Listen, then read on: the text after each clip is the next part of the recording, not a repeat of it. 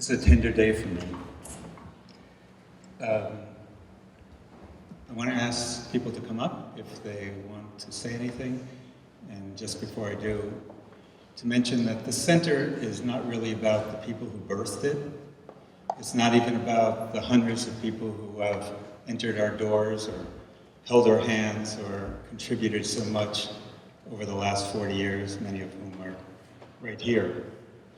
Instead, it's always been about and only about individuals with disabilities. They are our friends, they're our teachers, and for many of us, they are our faith. They have entered us in the most profound way and touched our hearts. They've inspired our voices and ignited the actions that we at the center have taken. They've required and taught us a bit about patience, sometimes struggling to do so. Most of all, I think they have touched us with their grace. Some of them, like David Brewster and Loretta Rowland, are still with us today. Others, like Lori Gregory and Nate Wilson, have passed on. Today, I think mostly is their day, and this is a celebration that is really their celebration. If anyone wants to come and, even though you aren't on a panel, or you didn't send in your selfie like a good little person, if you want to come and say anything more, either about the center, or about the people we serve, about the history we created, and about the future that we hope to continue, I welcome you. And then, if you don't take too long, we'll get to the drinks.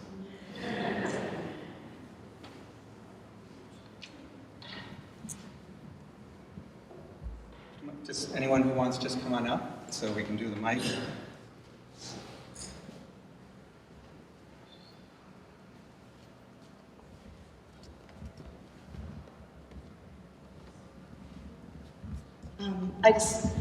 My name is Debbie Dorfman, and I'm one of the attorneys at the center, and I just want to say how grateful I am to have the opportunity to work at the center.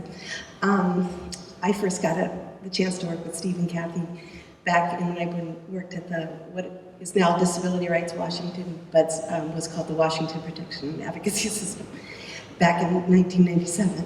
And Steve and Kathy came to our agency at a time when the agency was just beginning to learn advocacy. It had been doing advocacy, but we were really learning. We were really at a beginning stage. And I was just so grateful to you and also to Bob for teaching me the advocacy skills, because I couldn't have done the work in Washington without you. And I'm just so eternally grateful. So I just want to thank you and all of the people that we worked with in Washington, and all of the clients that we were able to help.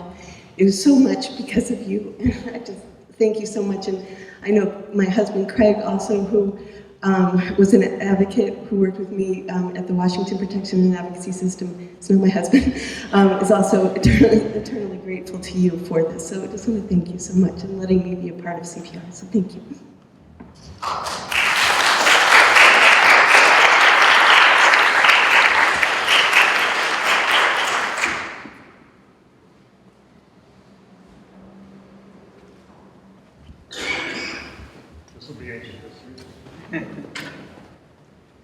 Hi, my name's Tom Kosh. I thought nobody would remember me except maybe Steve and Kathy, but I saw that I was mentioned on the video there by Steve Ahrens. I went to work at MPAP back in '74, so it's 42 years ago. I was actually about to graduate college at UMass. I was driving a truck and working in a factory in Holyoke and wondering what I would do with my life. And I walked into this volunteer opportunity at the state hospital.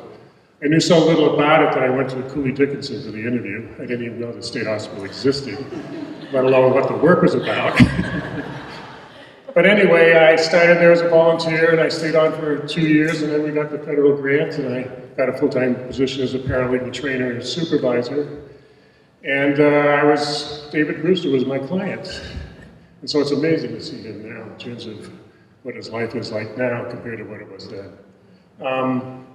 I went on to law school, became a legal services lawyer like Steve, my mentor. He sort of was my inspiration to get into a lot of the kind of work I've been involved in ever since. I even did housing work like Stephen did in legal services for many years. Now I actually work for a union. But I'm all about empowerment now, and I think the empowerment ethic and the values of empowerment of individuals and respecting them started with me in the work we did at the Mental Patients Advocacy Project.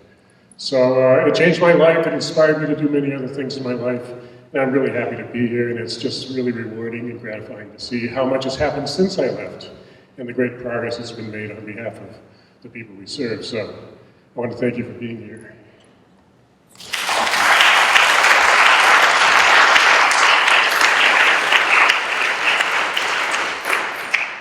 We have some people like Tom who not only started before we started, before the 40 years, which actually is part of our little shell game. We've had many organizations renamed multiple times, so we can actually have many parties and many different anniversaries.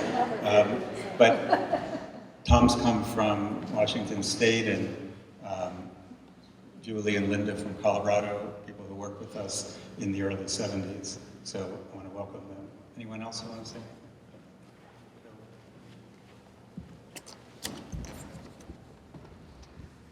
I'm Phil Castle. I'm now with Mental Health Legal Advisors Committee. I've been in legal services for about 35 years. Only recently came to specialize in disability rights. And I just want to say two things. One is that I've always admired this organization for its intentionality, and it's provided a model that I've asked legal services to emulate in my career. And secondly, as the director at Mental Health Legal Advisors Committee, Bob Fleischer's on our board, and he's been a tremendous mentor to me and a great help. And I thank you, thanks CPR.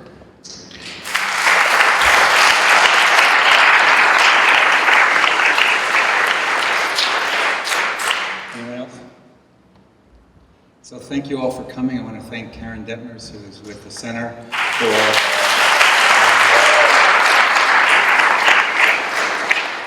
doing so much to sing with us and make all this happen.